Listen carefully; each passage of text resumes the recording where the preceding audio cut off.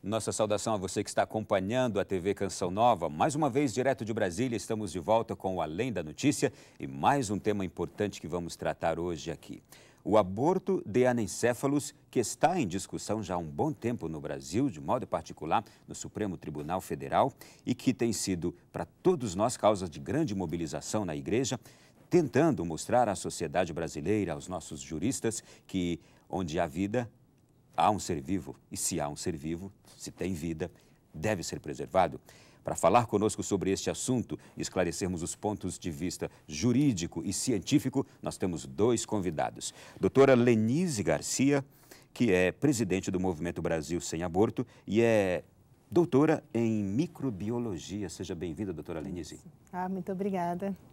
Temos conosco também o doutor José Miranda Siqueira, advogado, mestre em Direito, fazendo doutorado e presidente em exercício da Associação Provida Família. Bem-vindo, doutor Miranda. Muito obrigado pela oportunidade de estarmos aqui hoje. É muito importante ter os dois aqui, porque alguém que é doutor em biologia, microbiologia, e alguém que é um jurista vai poder conversar conosco sobre esses dois aspectos deste tema. Eu já começo aqui deixando livre os dois para me esclarecerem uma questão. É possível comparar anencefalia com morte cerebral? Bom, isso tem sido feito, né? É um dos principais argumentos de quem propôs a DPF dizer, né? A gente pode... O que é DPF? Perdão, né? A DPF é a ação de descumprimento de um preceito fundamental, né? Que é onde eles estão se baseando como se ao não permitir que uma mulher faça o aborto do anencéfalo, ela estivesse sendo lesado algum preceito constitucional. Isso depois o doutor Miranda pode até explicar melhor, né? Mas as pessoas que propuseram essa ação, elas argumentam justamente que se uma pessoa em morte cerebral, né, se pode fazer transplante de órgãos, etc., então que seria um caso análogo com o anencéfalo, que ele não tem cérebro e, portanto, ele estaria o equivalente à morte cerebral. E isso é totalmente equivocado, né? Porque a criança anencéfala, ela nascendo, né? E algumas vivem efetivamente um tempo muito curto, né? Mas vivem, né? Que seja 15 minutos, meia hora, um dia, 3 dias, um mês, né? Quer dizer, depois desse tempo ela morre, né? E ela só pode morrer porque está viva, né? Então, ela efetivamente está viva, ela respira por conta própria, né? Ela não está, como é o caso, um morto cerebral, ele só mantém o coração batendo ligado a um aparelho, né? Ele só respira ligado a um aparelho, né? O que não é o caso da criança anencéfala. Né? E o termo anencefalia significa o quê? É ausência de quê? Ela é uma ausência parcial do encéfalo, né? Não é o encéfalo todo que ela não tem, né? O nome anencefalia, na verdade, é um pouco equivocado, traz uma ideia equivocada. Digamos, às vezes a gente fala que uma pessoa não tem um braço, né? Mas ela não ter o braço pode significar que ela tem uma parte do braço, pode significar, não é? E uma malformação, que é o mesmo caso que acontece com a criança com anencefalia, ela, justamente porque a malformação é uma coisa descontrolada, né? Não é uma coisa que seja exatamente igual para todo mundo, né? Então, existem graus, né? Então, a criança pode ter uma anencefalia até que leve a um aborto espontâneo, que ela não consegue sobreviver nem dentro do útero da mãe, e isso é frequente, né? Perto de 50% dos casos, como a gente pode ter a criança anencéfala que vive 1 ano, 2 anos, né? Então, e eu não tenho como saber, durante a gravidez, o grau de anencefalia dessa criança. A questão toda está posta, né, doutor Miranda? Está se querendo comparar ou dizer que anencefalia é a mesma coisa de morte cerebral.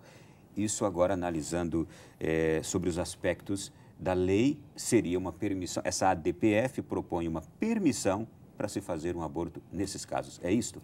Sem dúvida. A DPF é uma figura jurídica relativamente nova no nosso ordenamento jurídico, né? Ela surgiu em 1999, uma lei específica que criou essa, digamos assim, uma ação, mas com uma natureza jurídica muito especial que eu gostaria de esclarecer ao público, né? Importante. Quando se fala em ação, o que se vê em mente, né? Um autor de uma ação, um réu e um juiz para julgar, ou seja, aquela célebre relação jurídica processual entre partes, autor e réu, E quando se fala em réu, se fala em direito de defesa também, né? É muito comum, né?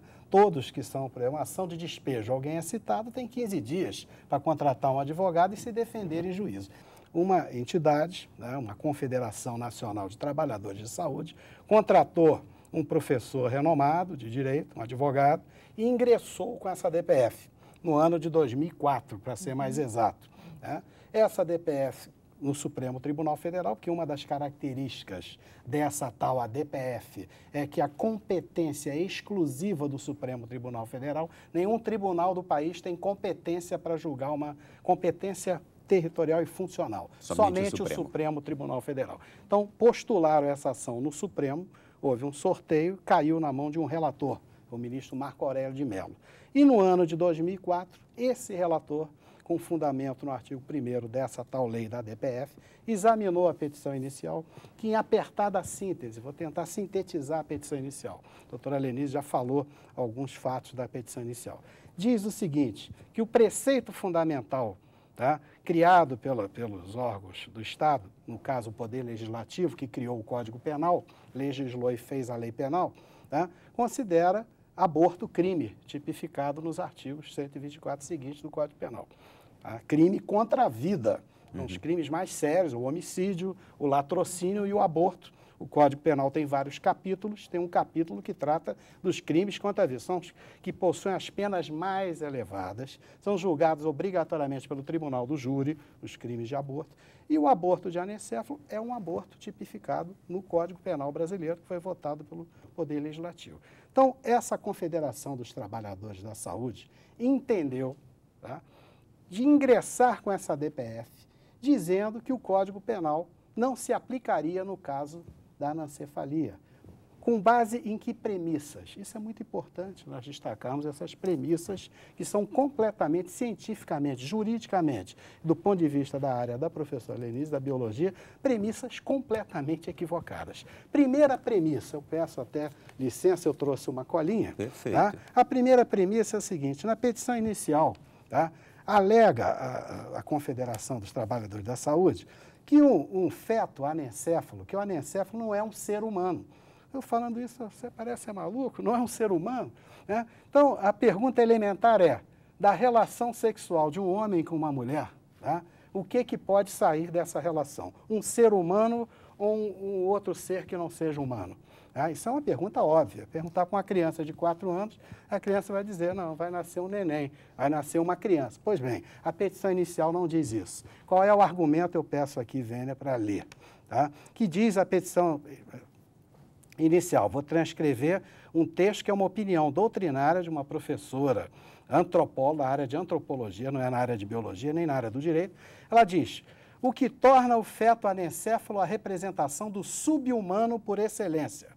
Os sub-humanos são aqueles que, segundo o sentido do dicionário, encontram-se aquém do nível do humano. Ou ainda, aqueles que não estão aptos a compartilharem da humanitude, entre aspas, a cultura dos seres humanos. Os fetos anencéfalos são, assim, alguns dentre os sub-humanos, os que não atingiram o patamar mínimo de desenvolvimento biológico exigido para a entrada na humanitude. Tá? Como se a biologia fosse a ciência que declarasse se alguém é humano ou não é humano.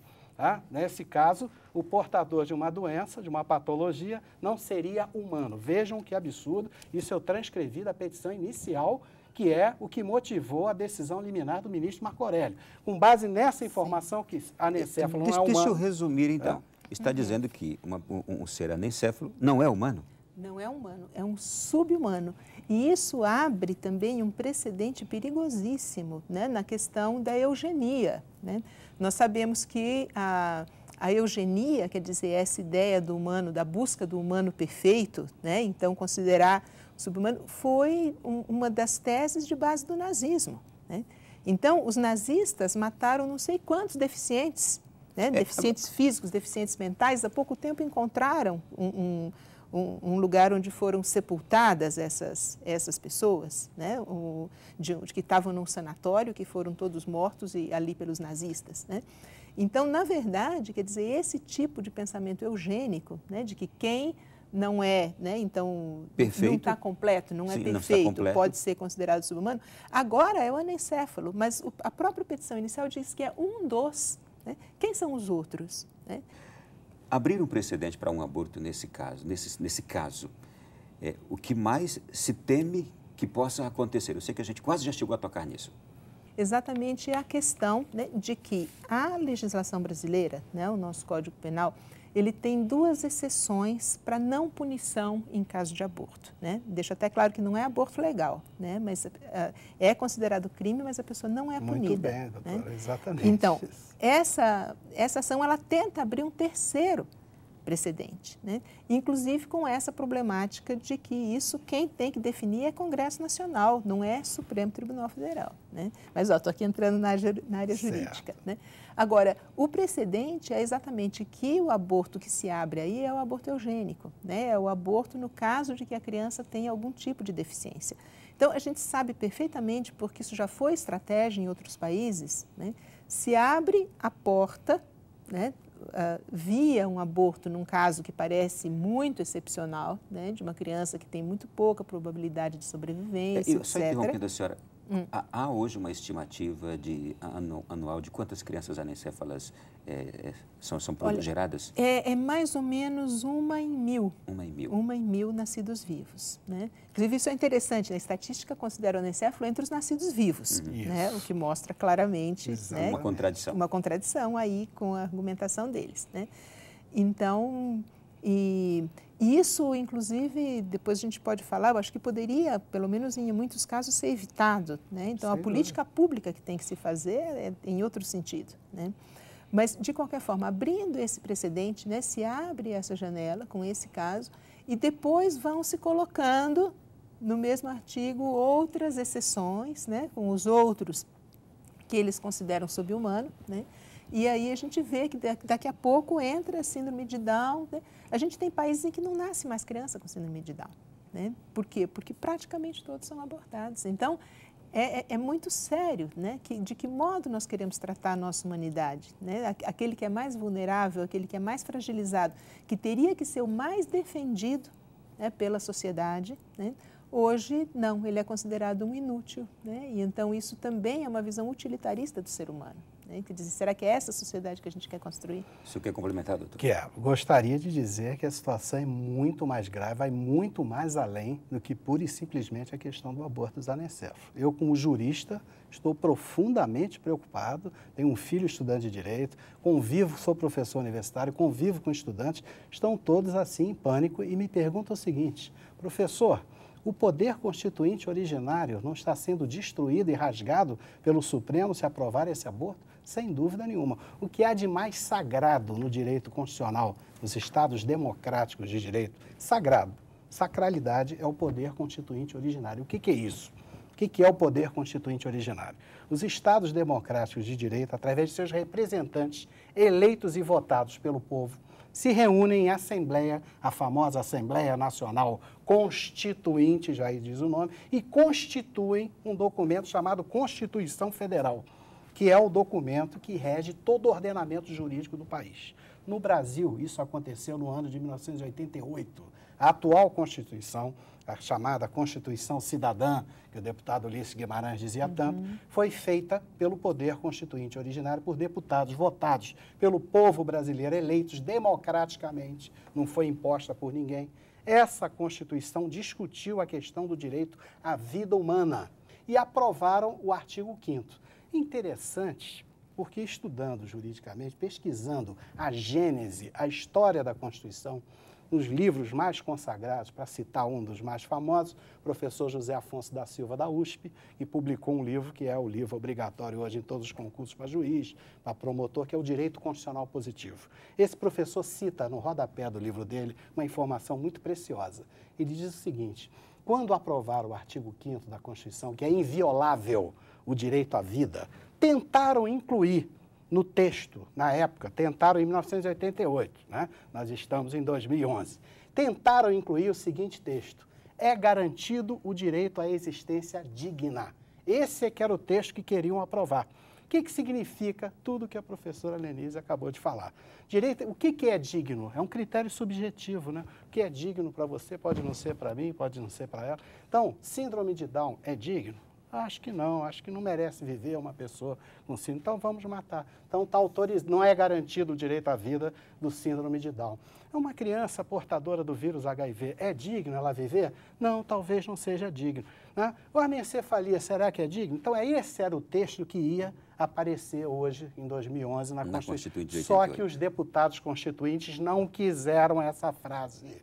Ninguém quis essa frase. O que o povo brasileiro quis, quando eu digo deputado, eu estou falando do povo. Todo poder emana do povo e em seu nome é exercido, está na Constituição. Então, o povo brasileiro quis que fosse o atual artigo. É inviolável, a cláusula pétrea não pode ser modificada, tá? Como dizia o nosso ex-ministro, é imexível, não pode mexer, né? A sua sabedoria, né? Então, quiseram esse artigo. Ora, se o Supremo Tribunal Federal é apenas um aplicador da Constituição, porque o papel constitucional do Supremo não é representar política partidária. E nem mudar legislação, não é ativismo, nem mudar. É executar a lei. Se a lei é clara, se na época que ela foi feita se discutiu isso, se discutiu isso. Tá aí o professor que foi um dos contratados para fazer a Constituição, foi ele, foi um dos que elaborou a Constituição, esse autor que eu estou falando, contratado, né?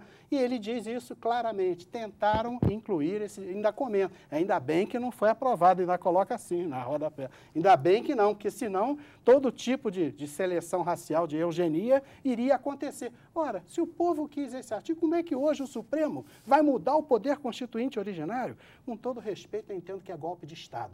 É tão grave ou mais grave do que a Revolução de 64. Então, já golpe contra a ordem jurídica constitucional do país. Então, já aproveito para fazer uma outra pergunta também, que é instigante. Essa tentativa de aprovação do aborto no Brasil via anencéfalos, via STF, guardariam alguma relação com tendências políticas internacionais de mudança de paradigma? Sem dúvida alguma. Com relação aos direitos humanos no mundo, tá? Estudando o acompanhamento, o desenvolvimento dos direitos humanos, houve essa grande preocupação. Já nasceram os direitos humanos com a preocupação de preservar os direitos humanos, a humanidade das questões, com o personalismo colocado à frente, uma visão personalista dos direitos humanos. O ser humano à frente, o homem, o ser humano, mais importante do que tudo. Então, não vamos permitir, né, o assassinato em massa, que morram as pessoas cheirando gás. Não vamos permitir que as grávidas sejam torturadas e as crianças sejam assassinadas. Não vamos permitir essa eugenia. Esse era o objetivo pós-guerra, né, da ONU e dos tribunais internacionais. Essa era a visão dos direitos humanos, que deveria ser a visão até hoje, né? Com o tempo, essa visão começou a ser modificada por interesses políticos internacionais. Comerciais, né? Também. Comerciais, internacionais, essa visão foi se transmutando. E hoje estamos vivendo praticamente uma ditadura de normas internacionais que invadem a soberania dos povos e que eu chamo, isso inclusive é objeto do meu estudo de doutorado atualmente, eu chamo no fenômeno de neofeudalismo jurídico, que é a tentativa da invasão da soberania nacional dos países por ações e políticas públicas internacionalistas. Hoje estamos vivenciando isso. E isso é uma violência muito preocupante. É uma questão até de patriotismo, uma questão de soberania nacional. Isso é muito sério. O povo não está atentando para a gravidade desse fato. Muito importante tudo isso que os senhores estão trazendo aqui. E a gente está chegando já no finalzinho do nosso programa. Mas eu gostaria agora de ouvir de ambos por que nós continuarmos defendendo a vida. Por que nós continuarmos contra o aborto e contra esse aborto de anencéfalos que, como os senhores estão nos dizendo aqui traz o perigo de uma abertura muito maior para outras áreas que a gente jamais imaginou. Por que continuarmos esta luta? Bom, eu diria que temos aí dois grandes motivos, né? O primeiro é que a vida é o maior dos direitos, não há nada que possa, né, realmente, não há nenhum outro direito, né, se não existe o direito à vida, né?